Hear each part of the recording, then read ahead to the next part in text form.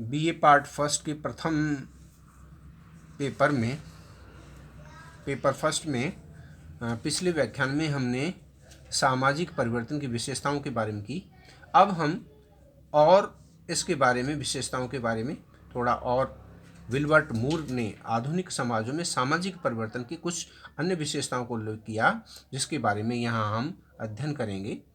तो विल्बर्ट मूर ने कहा है कि सामाजिक परिवर्तन एक अपवाद नहीं वरन अनिवार्य नियम है, और इसका तात्पर्य यह है कि सामाजिक परिवर्तन के अंतर्गत सामाजिक संरचना के सभी तत्व पूर्ण रूप से बदल जाते हैं।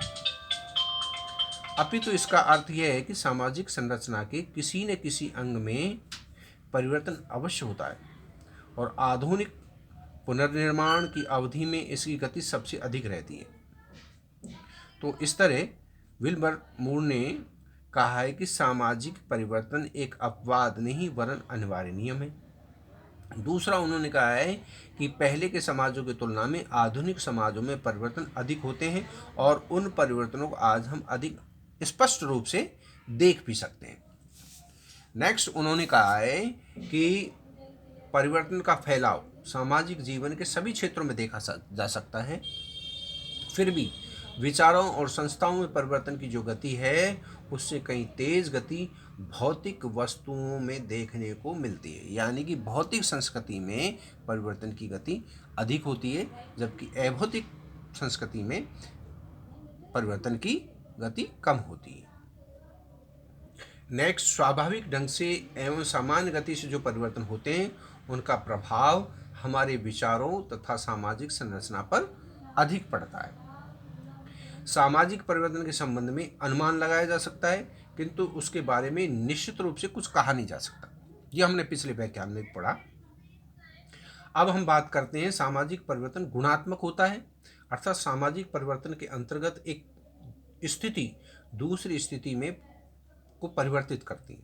सामाजिक परिवर्तन गुणात्मक होता है, अर्थात सामाजिक परिवर्तन के अंतर्गत एक स्थिति दूसरी स्थिति को परिवर्तित करती है, और यह क्रम तब तक चलता रहता है जब तक इसके अच्छे या बुरे प्रभावों से संपूर्ण समाज परिचित नहीं हो जाता। फिर नेक्स्ट, इसकी विल्बर्ट मूर ने विशेषताओं को उल्लेख किया। उसमें है, आधुनिक समाजों में सामाजिक परिवर्तन न तो मनमानी ढंग से किया जाता है, और न ही उसे प्राकृतिक नियमों का स्वतंत्र व असंगठित छोड़ दिया जाता है। इस तरह साधारणतः प्रत्येक समाज में सामाजिक नियोजन के द्वारा इसे नियंत्रित कर इच्छित उद्देश्यों की पूर्ति की दिशा में क्रियाशील बनाया जाता है। तो इस तरह हम विल्बर्ट मूर की इन परिभाषाओं से परिचित हुए, और हमने जाना कि सामाजिक परिवर्तन एक अपवाद नहीं वरन अनिवार्य नियम है, और पहले के समाजों की तुलना में आधुनिक समाजों में परिवर्तन की गति तीव्र होती है, और परिवर्तन सामाजिक जीवन में सभी क्षेत्रों में देखा जा सकता है। फिर भी विचारों और संस्थाओं में परिवर्तन की जो गति है, उससे कहीं तेज भौतिक वस्तुओं के क्षेत्र में देखने को मिलती है। फिर सामाजिक परिवर्तन स्वाभाविक ढंग से एवं समान गति से जो परिवर्तन होते हैं, उनका प्रभाव हमारे विचारों और सामाजिक संरचना पर अधिक पड़ता है।